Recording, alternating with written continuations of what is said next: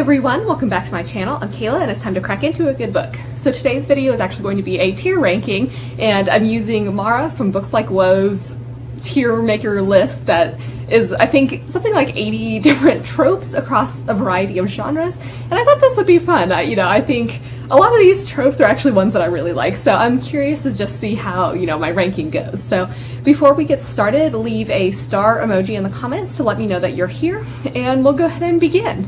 Okay, so we're gonna try to see how this goes with this format of, recording. So we'll go ahead and begin. So we have our tiers are Put It in My Eyeballs, Yep, I'm Into It, Good as a Mix-In, Execution Dependent, Hard Sell, and Hot Water Trash. So we've got a lot here on this first row that's going to be pretty high up here. So the first one is Snowed In. So I love that as a trope. That is definitely a put it in my eyeballs type of trope. I feel like this really helps with making it feel like cold and isolated. The next one is an isolated close circle murder mystery usually. So yep, that's also a put it in my eyeballs. I love this trope so much, and related to that is actually the locked room mystery, which we'll go ahead and put also into put it in my eyeballs. So these are pretty closely related tropes, not exactly the same, but I really like both of them. So I actually discovered Mara's channel originally because I was searching for, or I'd seen maybe a post on Reddit or something about close circle murder mysteries, and somebody had mentioned her channel, and I was like, oh yeah, like I also really like this, let me check it out. So that I think is a fun origin story, I guess, for how I discovered her channel. So yeah, I really like these. I think it makes things really tense. I've read quite a few, I guess, usually thrillers with this type of trope. I have read a sci-fi book that's called Six Wakes, which is actually right behind me. And that's more of a sci-fi version of this that has clones, and it's really great. But yeah, I'm definitely here for both of those things. And if you've seen the movie Knives Out, that's kind of a similar theme that I am totally here for. The next one we have is cults. So yeah, I don't know if that's necessarily I'm always sold on that, but I'm definitely into that. I think it makes for some interesting reading. It's always just intriguing to me to find out different sort of thought processes that happen here. I don't know, but I think you have a lot of really messed up stuff going on usually. So that's pretty interesting to just read about. The next one is fake dating. So I'm kind of torn between if I want to do this as, yep, I'm into it, or put it in my eyeballs. I do love a good fake dating trope, or an arranged marriage of convenience usually. Oh wait, that's also Marriage of Convenience is next to it. I do really like this. I think I'm going to put that into Yep, I'm Into It instead of Put It in My Eyeballs. And same thing with Marriage of Convenience. I think I'm definitely into it. And, usually it's okay, we make a bargain and that mutually benefits us. These are generally with, romance books, but they start to develop feelings over the course of time, which I'm usually totally here for. So I definitely like both of those a lot. The next one is a slow burn romance. So this one is actually going to go into Put It in My Eyeballs. I love a good slow burn romance. I think a lot of my complaints, particularly with YA books with their romance, is it just happens way too quickly. And I'm I don't really believe it. So slow burn romance, especially when it takes place over, a series of books, that is totally what I'm here for. It feels much more natural. And usually it's just kind of this exquisite buildup, and when they finally get together, it's yes, I'm so satisfied right now. So yeah, definitely here for that. Love triangle, on the other hand, no, I do not like love triangles at all. So that's going in hot water trash. I am not here for that. Just no, thank you. The Chosen One, I generally like this. I'm kind of torn between execution dependent and good as a mix-in. I think I'm going to stick with execution dependent on that, because a lot of times it's we have this special person and they just have all these ridiculous magical abilities. And sometimes I think it can just be too over the top and I don't know, just too much going on here. So I think, generally I do enjoy that, but yeah, I think it really does depend on the execution. Only One Bed. I'm going to say, yep, I'm into it. I actually recently read Winter's Orbit, which does feature this trope. And I was trying to think about this, obviously, before filming, and I was I I felt a little bit more mixed on this, but then once I saw it in Winter's Orbit, I was like, okay, yeah, I actually do like this. And so, there it's like, okay, there's only one bed. Somebody's going to have to like sleep on the couch or whatever. And then it's usually like a lot of, I'll sleep on the couch or you take the bed and then, vice versa. And so I think that's generally pretty fun overall. Secret Baby, I don't know. I am not really a fan of this. I think that's a little bit weird to me. I think we'll say hard sell. Yeah, I think maybe it can be done well, but generally I'm just not really interested in reading about secret babies, especially if like one person has hidden that fact from another one. I don't know. That's a questionable.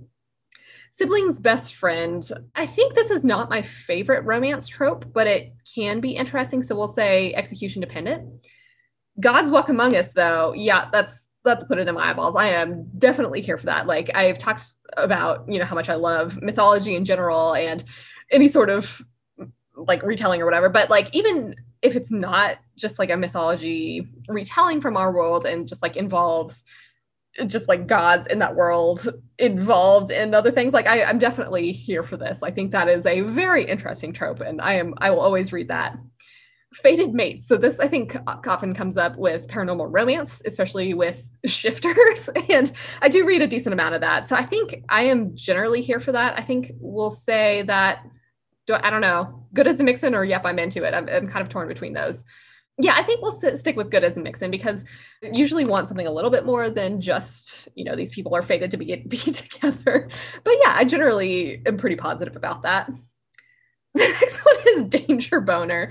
This is, I think, what Mara was saying was like, there's some sort of sexual tension going on. And like sometimes it's not like the best of settings, like especially with like romantic suspense where they're, trying to, I don't know, get away from action or something like that. And it's like not the appropriate time. So I think we'll say execution dependent for that one. A police procedural. So I generally do like this. I think, do I want this as good as a mix-in or yeah? I think we're going to actually go with yep, I'm into it. So I think like, especially with the early Dresden Files books, like those are obviously urban fantasy, but a lot of them do read more like police procedurals. So I am, pretty here for it. Even just like thrillers that are more police procedurals, I think I'm here for. So that's an interesting one, actually. Point of view and timeline trickery. I think I do enjoy that. That's kind of like, if you're reading a book and like, oh, surprise, we thought there were two points of view, but it was actually the same person, or, things of that nature. I think that can work well for me. And there are books that I'm like certainly thinking of that it did work well for me. Actually, maybe we'll go with execution dependent because this one's difficult. I also do enjoy timeline trickery, I think, where it's like, oh, you think that's actually happening in the present, but it was in the past. Has there been a time where this hasn't worked for me? I feel like this is a tough question to answer.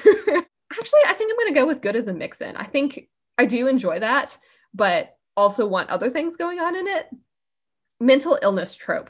That's going to be execution dependent because I think it is nice to see mental illness or just like mental health in general represented on page. But I think this can also be really tricky because if it's not depicted in a really sensitive manner, I think that can just be really harmful. So I think that's definitely execution dependent. But again, like I do enjoy it if it's done well and like accurate and, sensitive to, I think, people who have that particular mental health issue. Secrets from the past.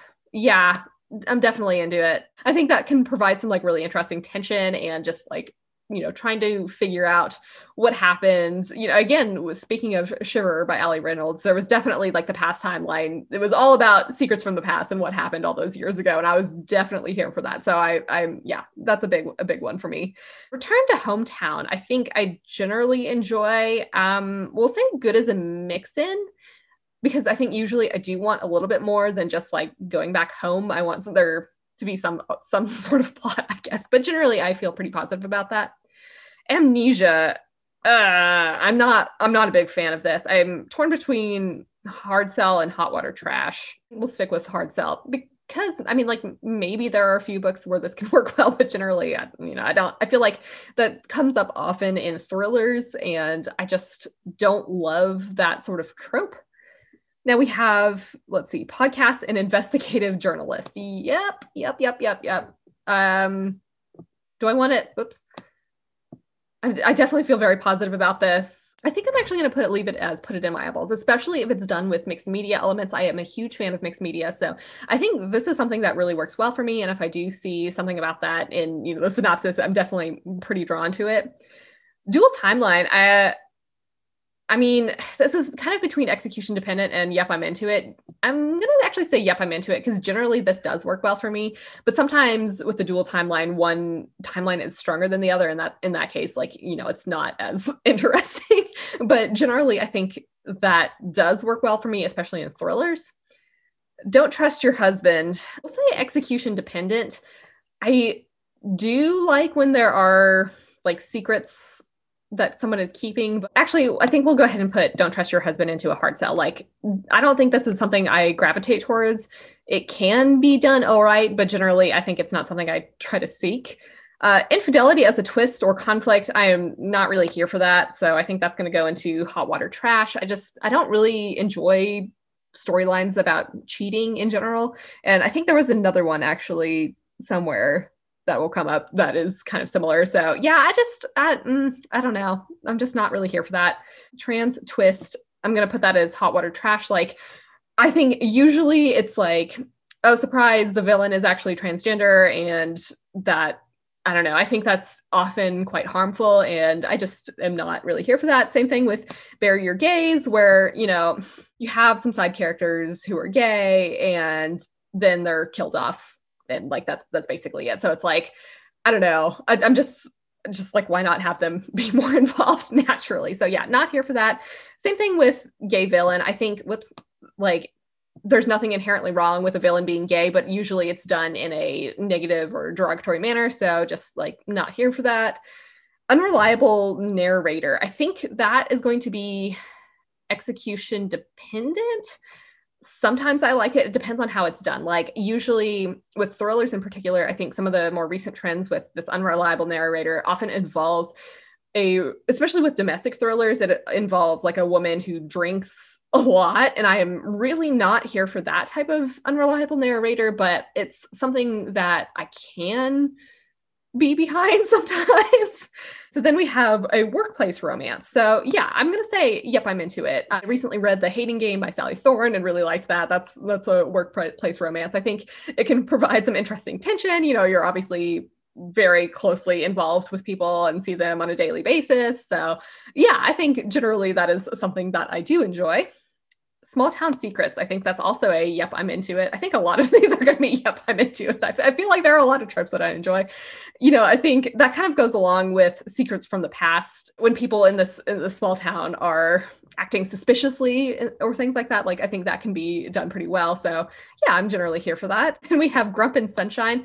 We'll put, yep, I'm into it. Usually it's the guy who's the grump and the female character is the Sunshine, but sometimes it's the opposite. But generally, like, I think that's kind of fun when you have just different personality types that kind of balance each other out pretty well. And again, I think with The Hating Game, this is definitely that trope, and that works really well for me. With Winter's Orbit, I would say, I mean, I don't know if Janen's necessarily a grump, but I think he leans more towards grump than Kiem, who is definitely more Sunshine. But yeah, I think this is generally a trope that works really well for me. A kick-ass heroine. I generally am here for that. Yep, I'm just going to put, yep, I'm into it. So I think usually with a lot of the urban fantasy I read in particular, there are a lot of very strong female characters, which I'm really here for. So actually, what's hilarious is, like, often with urban fantasy or paranormal romance where you have a female lead character, generally the covers have these ladies in different poses and they're wearing leather outfits and have, a sword or something like that. And so my best friend would often just call them my ladies in leather books, which I'm like, yeah, that's kind of a silly term for it, but you're not wrong. So anyway, that was just kind of an aside, but generally I do enjoy a good kick-ass heroine. I think sometimes it can kind of toe the line between just being natural and just being like, I don't know. I think Mara described it as like the manic pixie dream girl type character, I guess. And like, I'm not here for that, but I I think with the particular books that I choose to read, generally this is done pretty well. Now, then we have a noir detective. I'm not so sure about this. Like, I can like this, but I don't know. I think honestly, I might put this as a hard sell. I would say almost like the Nightside series by Simon R. Green kind of leans towards this, but generally noir is not something I necessarily love all that much. So yeah, can be done well, but I think it's not something, if I see, this tagline, like it's not something I'm necessarily drawn to immediately. Edgelord main character. Probably not. I'm not really here for that type of main character. I just need to generally be able to relate to like my main characters, or if they're like meant to be unlikable, then I don't know, like sometimes that's a little more hit or miss for me, but like edgelord characters, just no. Morally gray main characters, on the other hand, I think that's good as a mix-in. It does depend on how it's done. I'm thinking of the Market of Monsters series. That's really good, and that does have some morally gray main characters, I think, which creates some interesting conflict. So yeah, I think generally this can be good. I do need something more than just that, I think, in general, but overall, pretty positive about that. Redeemed villain, I am definitely a fan of. I do want to see more than just that, I think, like, especially, having them like work with the main character hero, that'd be good. So I think, yeah, I mean, this is generally something that's interesting to me and I'm definitely here for.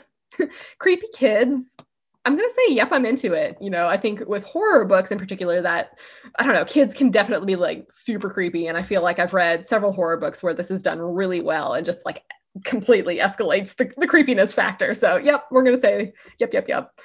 Found family, that is definitely put it in my eyeballs. I am always here for that. I feel like, just like with my reviews, you can often hear me talk about like how important family is in general. So yeah, totally here for that. I think with a series that comes to mind is, the Wayfarers series by Becky Chambers. I think that's like a really cozy found family sort of feel. So yeah, I am all about that.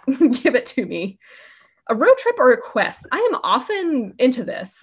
Actually, I'm just going to say, yep, I'm into it. This works really well for me. I know this is much more hit or miss for other people, but generally I love going place to place and like seeing a variety of places. But I think, if it's just kind of surface level and it's just traveling for the sake of traveling and it gets repetitive, then I don't like it. But generally, I feel pretty positive about it. A good quest story.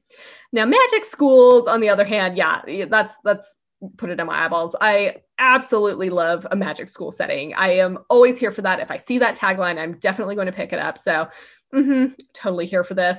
Next one is a medieval fantasy world.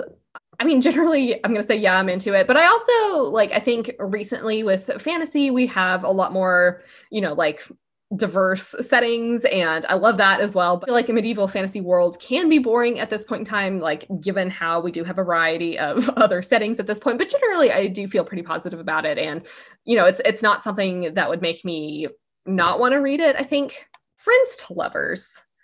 I'm going to say, yep, I'm into it. I don't feel as strongly about this as enemies to lovers, but I do enjoy friends to lovers. That makes a lot more sense. It is more natural. For some reason, enemies to lovers just provides the tension level that I need, I guess, in my romance books. A MacGuffin. So yeah, I don't know. Usually I'm going to say good as a mix-in or maybe execution dependent. That's tough. We'll put that as execution dependent. There's sometimes a magical artifact that people have to go retrieve for whatever reason. So I don't know. This can be good, but this can also just be just magical, powerful artifact that saves the day, and that's it. So I don't know. I think this is more hit or miss for me. Here comes the cavalry. I think this can be done really well. We're going to say good as a mix-in, perhaps. I think, and Mara had mentioned the scene in the Two Towers where Éomer comes up, yeah, that is definitely awesome. And there's several other fantasy books that I've read where, somebody is coming in and I've gotten chills. So I think I do generally enjoy this. I do love a good scene where all hope seems to be lost, but then all of a sudden, oh, we're saving the day here. Morality chain. So this is I think Mara had said as an example, in paranormal romance or whatever, where you have the female character as like the only thing preventing our male main character from just like, you know, going off the deep end and kind of being evil. I think I'm going to say execution dependent. This is something that I can enjoy, but I don't know if that's necessarily something I'm drawn to. Secret Air, torn between good as a mix-in or yep, I'm into it, because, you know, I do love a good like secret princess or whatever. So we'll leave that as good as a mix-in. I feel like I do generally want more than just that, but I do feel pretty positive about that. Time travel, also, I think good as a mix-in. It can be done very poorly, but generally I think I enjoy that. It does also depend on like how well it's explained and like if there are ramifications for time travel, but generally I feel pretty good about that. A political dystopia, I'm gonna say, yep, I'm into that. Generally, I do enjoy that type of setting.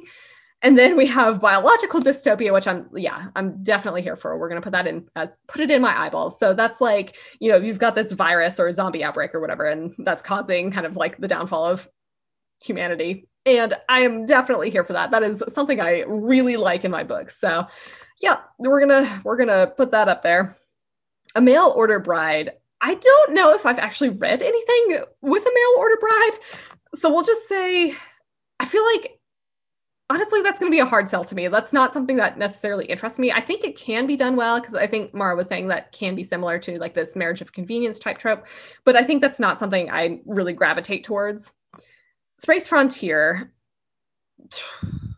I think that's going to be a yes. No, we'll put that as, yep, I'm into it. I'm like totally blanking on all books that I've read. Like what is sci-fi? I don't know at this point now. Generally, that can be pretty interesting to me. I think I tend to be a lot more picky with my sci-fi books, so that I'm like generally pretty positive towards that. I don't know if that's necessarily something I gravitate towards. Military SFF, on the other hand, is a definite yes, especially military sci-fi. That works really well for me. Military fantasy is a little more hit or miss, but there are definitely some, you know, like Powder Mage trilogy back there. Well, that's the God's Blood powder, but Powder Mage is right there. Anyway, that's more of like a flintlock fantasy. But enemies to lovers, like I said, yep, absolutely here for that. If I see that, that's just like, give it to me. If I see that as a tagline, I'm like, yep. I think, yeah, so I think here I kind of mentioned this, I guess, with Friends to Lovers. I think it provides a really exciting level of tension for me.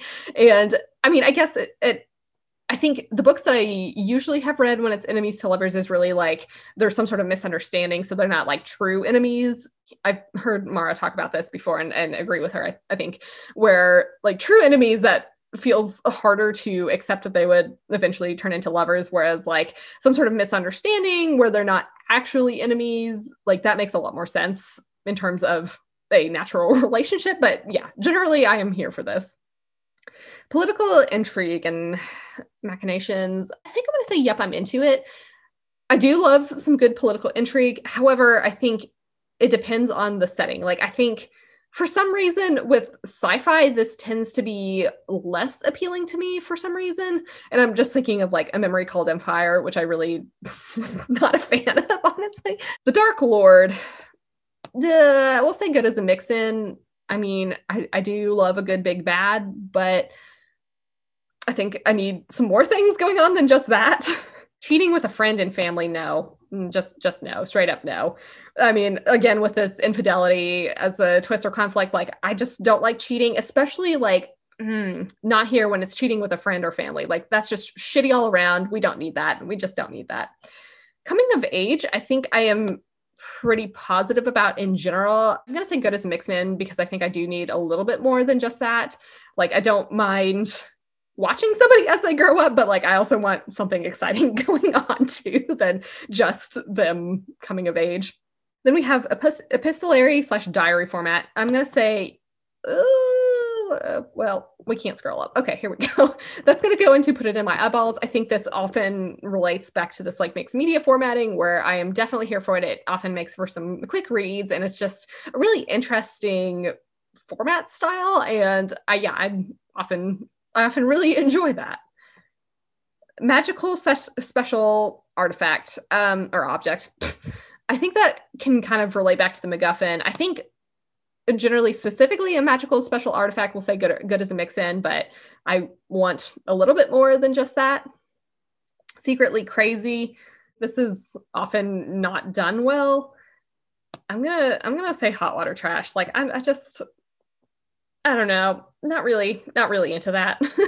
Fairy tale retelling though, yep, I think you've heard me talk about that a billion times on my channel. Yeah, put it in my eyeballs. I am here for a good fairy tale retelling. It is something I absolutely love and have been meaning to do like a specific recommendation series about that. So yep, put it in my eyeballs, give it to me. Classic retellings, on the other hand, I think are a little bit less exciting for me. Like I'm still here for that. I'm trying to think. I recently, I was back in like January or something, The Woman Upstairs, which is a retelling of Jane Eyre, which I actually quite enjoyed. I think I just generally prefer fairy tales over classics. So that's, kind of the difference between these two levels. Unlikable main character. I think this is execution dependent. So I can get behind an unlikable main character if they're like, if you can like very clearly tell that they're meant to be unlikable. And usually if there's like some sort of like snark involved, I can generally get behind that. But if it is somebody who is supposed to be likable and just like, I can't relate to it all and just think they're super shitty, like I'm not here for that. So that is definitely an execution dependent one. I'm, thinking of Samantha Downing's books because I recently read, he started it, both that and My Lovely Wife, like none of the characters are really all that likable, but at the same time, I was really drawn into it just because there's like these really fascinating situations. And, if he started it, the main character straight up says in like the first chapter, like, I'm not a heroine. So, that they're not going to be a good person necessarily. So I think that is definitely execution dependent for me, but I can like it. Alpha holes, we're going to put into hot water trash because we don't need a possessive man at all. Generally, this can get into really like toxic male behavior, and I just don't really like that. But protective alphas, on the other hand, I am here for. Okay, now this is a tough one between yep, I'm into it and put it in my eyeballs. I think I'm actually going to put it in my eyeballs because this is usually like they allow, their partner to kind of do their own thing, but at the same time, like they're there for backup and like won't put up with anybody else like treating them badly. And what comes to mind here is like the Alpha and Omega series by Patricia Briggs, where, you've got Charles, who is kind of the enforcer for the pack, and you've got Anna, who is this Omega wolf, and like she's so sweet and everything, but I think Charles allows her to like kind of take care of things in general, but he's also like going to be there for backup and is definitely going to protect him. So I think this can often be like really sweet. And I do like that kind of relationship. Hate to love. I think this is slightly different than enemies to lovers. I think this is more of like the true hate to love. And I think that's going to be execution dependent, I guess, for me. And I'm trying to think if I've even read one that is actually truly hate to love rather than like misunderstanding, or, maybe we just don't know each other all that well to love. A cinnamon roll hero.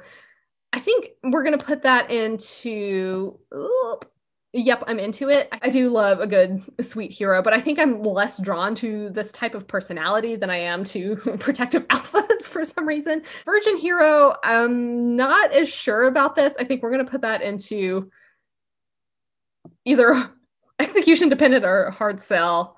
I guess we'll leave that as execution dependent. Depends on how this is depicted. The not like other girls trope, though, is going to go into hot water trash. I am so annoyed about that. I hate seeing that. And it's usually like, oh, well, I can't get along with other women because I'm special. And they're into, like, well, I'm thinking most recently of, what is it? Be Not Far From Me, which is like a YA survival thriller, which was mostly good, but it definitely had this trope, and it just like irritated the shit out of me because the main character was like, oh, well, these other girls like makeup and therefore I am better than them. And it's like, I mean, no, not necessarily. So I am kind of annoyed by that trope, and I'm not here for that. Then we have a creepy and haunted house. I do like that. We're going to put that as, yep, I'm into it. I think that often is a really fun setting. One for me that I've liked recently is, oh my God, it's by Scott Thomas. Kill Creek, whatever that book is called. That was a really great haunted house type of story. I don't know if this is my favorite horror trope necessarily, but I do really enjoy it. Is it a ghost? We're going to also put that as I'm into it. I think this usually comes up with like thrillers that kind of lean into the supernatural. I like trying to figure out if it is actually supernatural or if it's, you know, something just real or whatever. I generally feel pretty positive if it is supernatural. Sometimes I do feel disappointed if it's not. So I guess that could be technically execution dependent, but generally I do like my thrillers that have, you know, this hint of possible supernatural goings on. A country house mystery. I think we're going to put that into, put it in my eyeballs, because I think this is kind of the same sort of, I think it lends itself well to like an isolated coast circle or locked room mystery where you have this, you know, setting that's probably far away from civilization. And I think it can make for some really fun mysteries. And, you know, with this, I'm kind of thinking of Knives Out in particular, which I loved. So yeah, totally here for that. A missing girl. I'm going to say good as a mix-in. I mean, I do like when there's a missing person case, but I think I do generally want more than this, just that. And then we get into some of like the serial killer, copycat killer. Yup. Okay, well, I can't seem to drag this up, but this is going to go into put it in my eyeballs. Always here for a good serial killer story. And I think that could work really well actually with a missing girl. Perhaps if the killer abducted her. I think serial killers are so fascinating, and it's just like a weird, morbid fascination with it. So yep, definitely here for that. And then we have killing in a pattern, which will also go up into put it in my eyeballs. I think that lends itself well with a serial killer type of story and just like trying to figure out the patterns and, you know, prevent, you know, the next killing from happening. That is often really exciting. So totally here for that. Meta elements, I think those are execution dependent. It depends on the genre and how well read I think I am in that. My Heart is a Chainsaw by Stephen Graham Jones. Like, I think that has a lot of meta elements with slasher films, and I'm not as familiar with those. So that was kind of more mixed for me. His writing is just not quite to my taste, so that certainly doesn't help things. But it can be done really well, like with, I think, The Last Days of Jack Sparks, that had some good elements, and the Remaking, I'm bringing up horror for some reason, but I think there are often a lot of nods to horror in horror books, which is more hit or miss for me. Like, sometimes I like it, sometimes I don't. A good boarding school, though. Yup, we're going to move that into put it in my eyeballs. I think that's the same sort of thing where, I mean, I like dark academia settings. Boarding schools lend itself really well to that. And also if there's some sort of like locker room mystery at the boarding school, or yeah, I don't know, just some sort of thriller at a boarding school, like I am definitely here for that. Training montage. I think generally I do like this. I generally say, yep, I'm into it. I think it can get a little bit tedious if I'm not really like feeling the book. You know, I like watching as the characters learn how to either like use their magic or just learn how to fight. That's often quite exciting for me. So generally we'll say, yep, I'm into it. Last one is forced proximity. And I think we're actually going to put that also into put it in my eyeballs, because that is, again, kind of closely related to these two types of tropes where, you know, if you've got these characters who are forced to be together, there's really no escape. And it can lead to, with like thrillers, some really exciting tension where, you know, like, do we have a killer among us? With romance, I think if like characters are kind of perhaps like trapped and perhaps due to weather and like realize, oh, maybe I don't hate you as much, like that can also be done pretty well. So yeah, I think that was all of them. This was pretty fun overall. I think generally there are a lot of tropes that I do really like. This is an interesting breakdown actually of put it in my eyeballs. Yep, I'm into it. Good as a mix-in. Execution dependent, hot water trash. All right, so those are all of the tropes that we have to write today. This was pretty fun overall, I think. So let me know in the comments what you thought of this, and if there are other things, I guess, that you would want me to do like a tier ranking video for. And for your question of the day, what are some of your favorite and least favorite tropes across genres? So I do have a Discord channel, and if you want to join that, the link is in the description below. I hope you're all having an excellent day and are reading something awesome. If you enjoyed this video, feel free to give it a big thumbs up, as that would certainly help me out. But with that, I think I'm going to wrap it up here and see you in the next one.